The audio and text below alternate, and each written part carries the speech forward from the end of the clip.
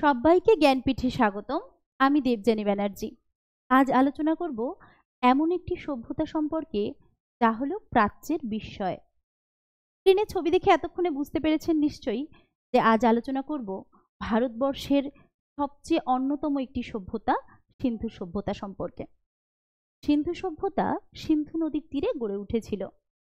নদীমাতৃক এই সভ্যতা সিন্ধু নদীর তীরে গড়ে উঠেছিল বলে এটিকে সিন্ধু সভ্যতা বলা হয়। এছাড়াও এটি ঘরঘরা সরস্বতী নদীর তীরেও গড়ে উঠেছিল, সেজন্য এই নামটি আবার বেশ অকেজো হয়ে পড়ে। সিন্ধু সভ্যতা নাম ছাড়াও এটির আরেকটি নাম হলো হরপ্পা সভ্যতা। হরপ্পা সভ্যতার নামটি করা হয় হরপ্পার প্রথম যে আবিষ্কৃত স্থান সেই স্থানের নাম অনুসারে। যাই হোক, এবারে চলে যাচ্ছি সিন্ধু সভ্যতা কিভাবে উন্মেষ হয়েছিল সেই প্রসঙ্গে। একদম প্রথমে যদি আমি বলি 1829 সাল নাগাদ জেমস লুইস বলে এক ভদ্রলোক, তিনি পাঞ্জাবের শাহিওয়াল প্রদেশে একটি প্রাচীন সভ্যতার সন্ধান পান এবং এই প্রাচীন সভ্যতায় তিনি দেখেন যে প্রচুর এরকম মাটির স্তূপ বা ইটের স্তূপ, ভাঙাচোরা বিভিন্ন প্রত্নবস্তু, সেগুলো দেখে তিনি একটি স্কেচ আঁকেন। একটি না, অনেকগুলি স্কেচ আঁকেন। সেই স্কেচগুলো তোমরা প্রত্যেকেই স্ক্রিনে দেখতে পাচ্ছ। তো এই স্কেচগুলো যখন তিনি আঁকেন, তিনি তখন আদপেই জানতেন না যে এটি হরপ্পা সভ্যতা। যাই হোক, এই জেমস লুইকে তোমরা হয়তো অনেকেই চার্লস ম্যাসন রূপে চেনো। এই জেমস লুই কিন্তু ব্রিটিশ সেনাবাহিনীর কর্মচারী ছিলেন এবং ব্রিটিশ সেনাবাহিনী থেকে পালিয়ে বাঁচতে তিনি তার নামটা পরিবর্তন করে চার্লস ম্যাসন করে নিয়েছিলেন।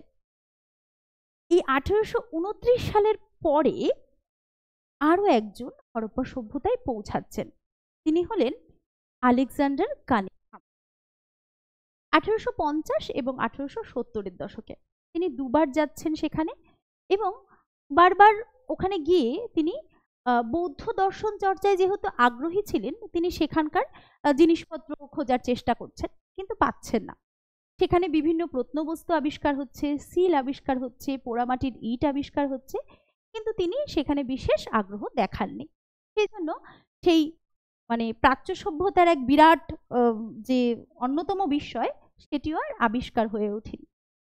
1829 সাল ধরলে প্রায় 100 বছর পর দয়ারাম সাহানি 1921 খ্রিস্টাব্দে হরপ্পায় খনন কার্য শুরু করেছেন। একদম ওপরে স্ক্রিনে যে ছবিটা তোমরা দেখতে পাচ্ছ, এই ছবিটা হরপ্পার শৌচাগারের ছবি। আর তার নিচে 1922 সালে রাখাল দাস বন্দ্যোপাধ্যায় মহেঞ্জোদারো আবিষ্কার করছে, আর ছবিটি হলো মহেঞ্জোদারোর স্নানাগারের ছবি।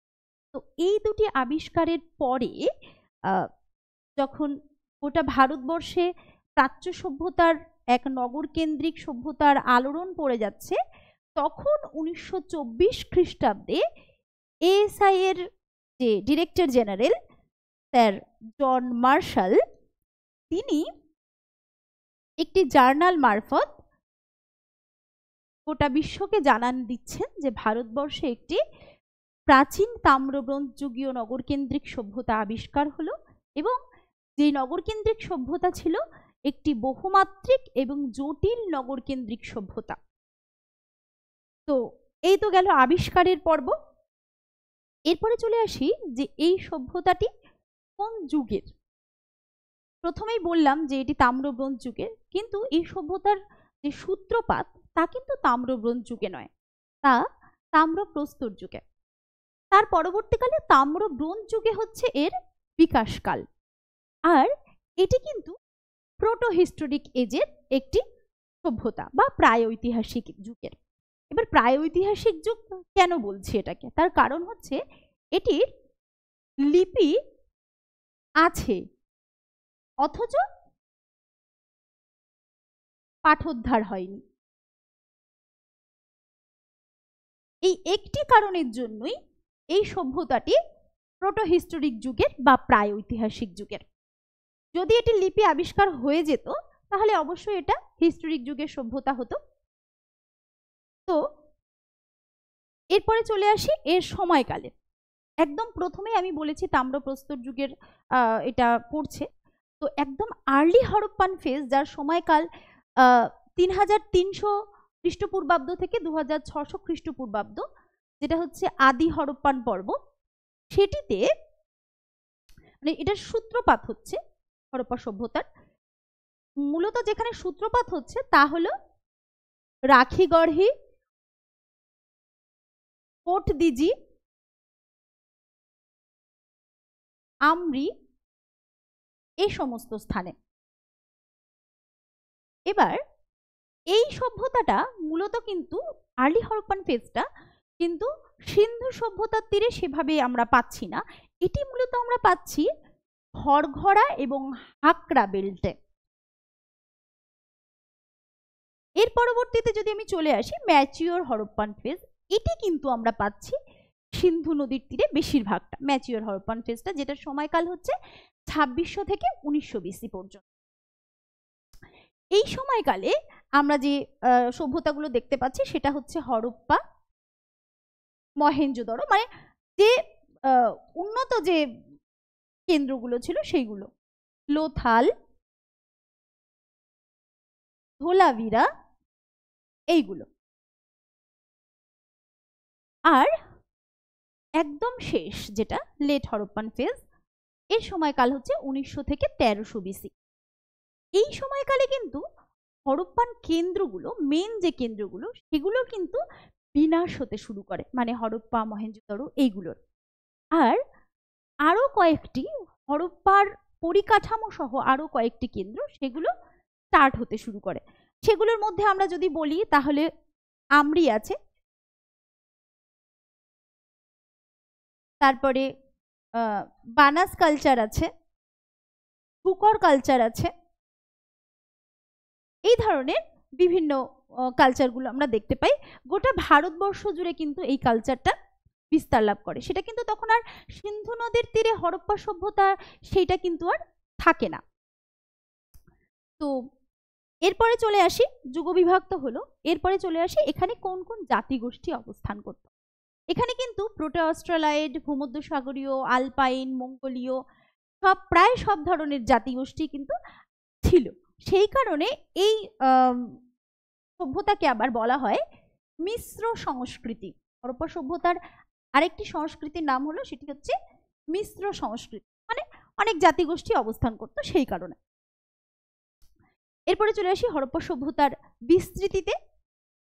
হরপ্পা সভ্যতার একদম উত্তরে, মানে মাথার উপরে যদি আমরা বলি, এটা ভারতবর্ষের ম্যাপ, এই দিকে হচ্ছে জম্মু কাশ্মীর, এদিকে গুজরাট, আর এদিকে মহারাষ্ট্র পড়ছে, এদিকে উত্তরপ্রদেশ।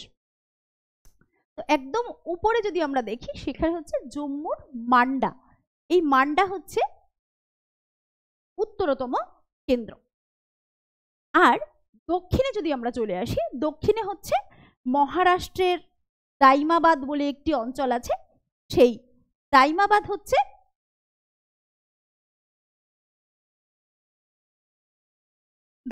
হচ্ছে দক্ষিণের অংশ। আর পূর্বে চলে আসি, পূর্বে হচ্ছে আলমগীরপুর, যেটি উত্তরপ্রদেশে অবস্থিত।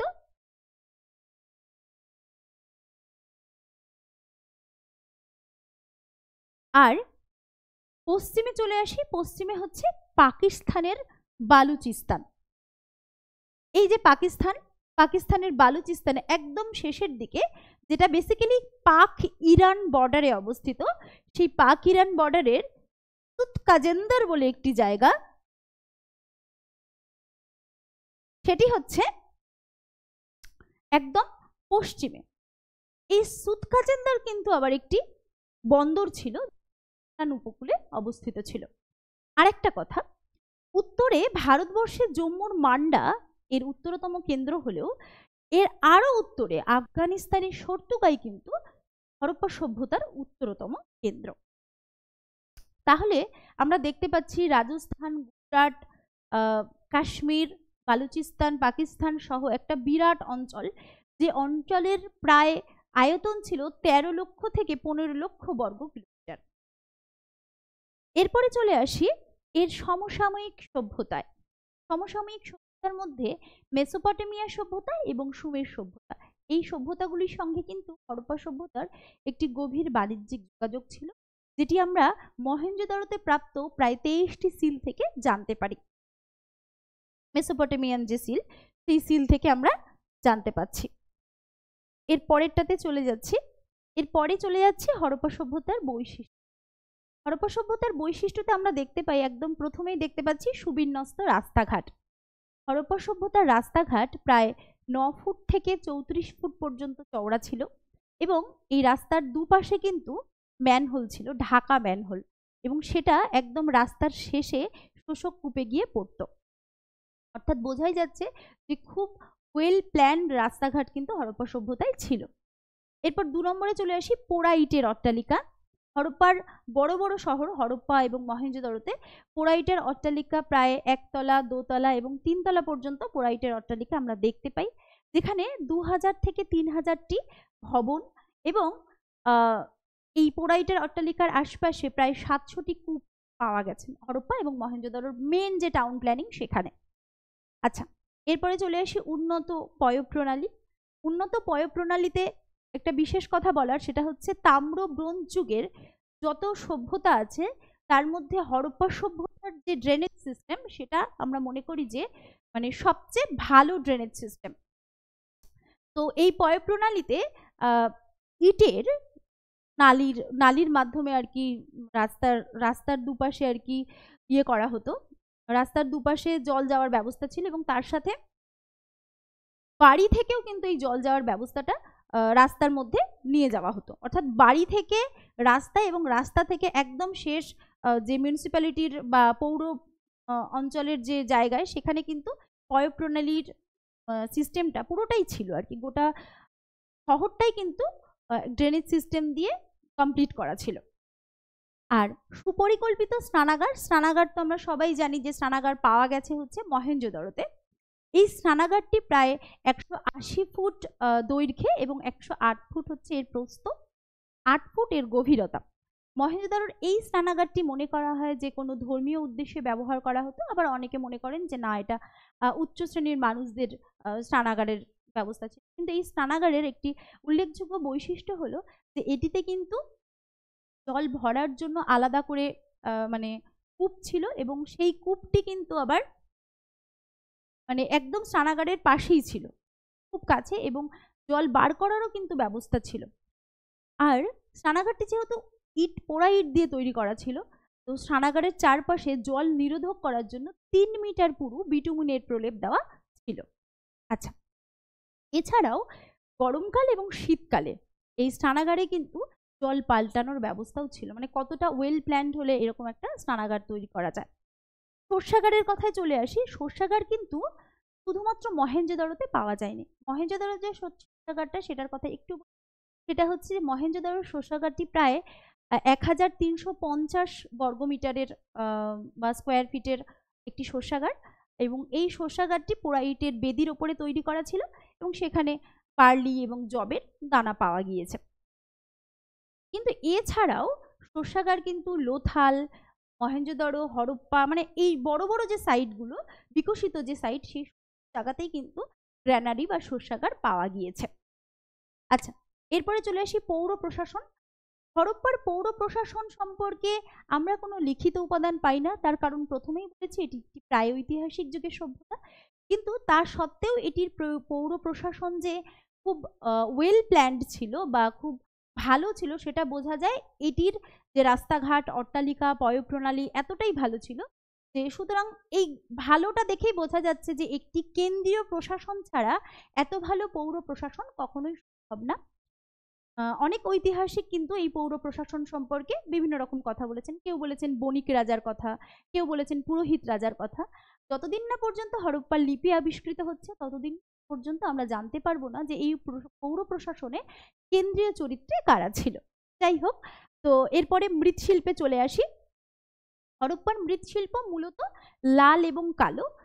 লাল কালো ছাড়াও হরপ্পায় কিন্তু ধূসর বর্ণের মৃৎপাত্র পাওয়া গেছে এবং এই মৃৎপাত্রগুলো কিন্তু গায়ে ছবি আঁকা থাকতো, আর কুমোরের চাকে কিন্তু এই মৃৎপাত্র তৈরি করা হতো। এতগুলো বৈশিষ্ট্য ছাড়াও হরপ্পার আরো অনেক বহুমাত্রিক বৈশিষ্ট্য রয়েছে, সেই বৈশিষ্ট্য আমি পরের পার্টে থাকছি। আর আজকে এই পর্যন্তই। আর ফার্দার ফলো আপের জন্য তোমরা আমাদের টেলিগ্রাম চ্যানেল জয়েন করতে পারো।